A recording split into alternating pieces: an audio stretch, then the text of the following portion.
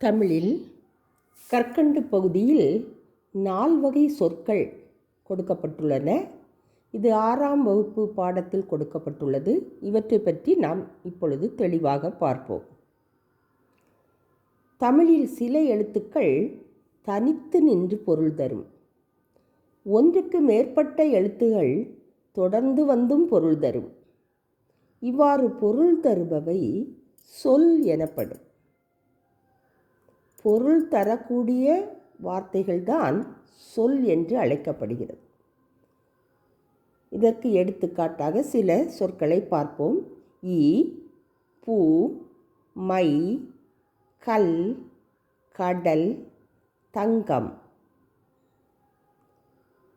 இலக்கண அடிப்படையில் சொற்கள் பெயர்ச்சொல், வினைச்சொல், இடைச்சொல், உரிச்சொல் என 4 வகைப்படும். இதில் பெயர்ச்சொல் என்றால் என்ன? ஒன்றன் பெயரை குறிக்கும் சொல் பெயர்ச்சொல் எனப்படும். அந்த தலைப்பிலே அதனுடைய பொருளும் இருக்கிறது, அதை கவனியுங்கள். ஒன்றன் பெயரை குறிக்கும் சொல் பெயர்ச்சொல் எனப்படும். எடுத்துக்காட்டாக பாரதி, பள்ளி, காலை, கண், நன்மை, ஓடுதல் இவை அனைத்துமே பெயர் சொல்லாக சொல்லப்படுகிறது. வினைச்சொல்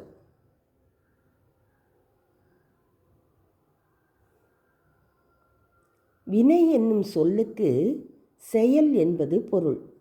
செயலை குறிக்கும் சொல் வினைச்சொல் ஆகும். செயல் செய்தல், அதாவது வா, போ, எழுது, விளையாடு, இவ்வாறு செயலை குறிக்கும் சொல் வினை சொல் எனப்படும். இடைச்சொல் பெயர் சொல்லையும் வினை சொல்லையும் சார்ந்து வரும் சொல் இடைச்சொல் ஆகும். இது தனித்து இயங்காது. குழந்தைங்க அம்மா முந்தானையை பிடிச்சிட்டு அப்படியே ஒட்டி போவாங்க இல்லையா? இதே போல தான் இந்த பெயர் சொல்லும் வினை சொல்லையும் சார்ந்து வரக்கூடியது அந்த இடைச்சொல், இந்த குழந்தையை போல. இதுக்கு எடுத்துக்காட்டு அதாவது தந்தையும் தாயும், அதில் என்று இடையில் வருகிறது பாருங்கள். மற்ற ஒருவர், மற்ற ஐ, திருக்குறள் ஐ, இவை இடைச்சொற்கள் எனப்படும். உரிச்சொல் என்றால் என்ன? பெயர்ச்சொல், வினைச்சொல் ஆகியவற்றின் தன்மையை மிகுதிப்படுத்த வருவது உரிச்சொல் ஆகும்.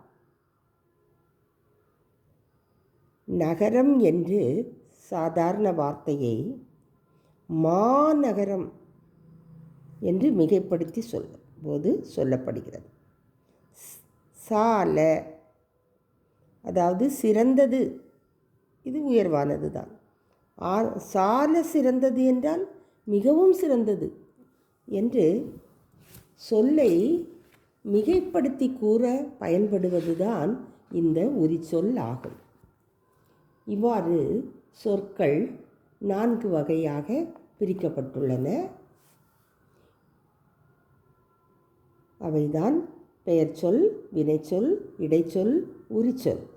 மாணவர்களே, நீங்கள் ஒவ்வொரு இந்த பெயர்ச்சொல், வினைச்சொல், இடைச்சொல், உரிச்சொல் இந்த 4 சொற்களிலும் ஒவ்வொன்றிலும் 5 வார்த்தைகள் நீங்களாகவே எழுதி கொண்டு வந்தீர்கள் என்றால் அது பயனுள்ளதாக உங்களுக்கு அமையும் என்பதை தெரிவித்துக் கொள்கிறேன்.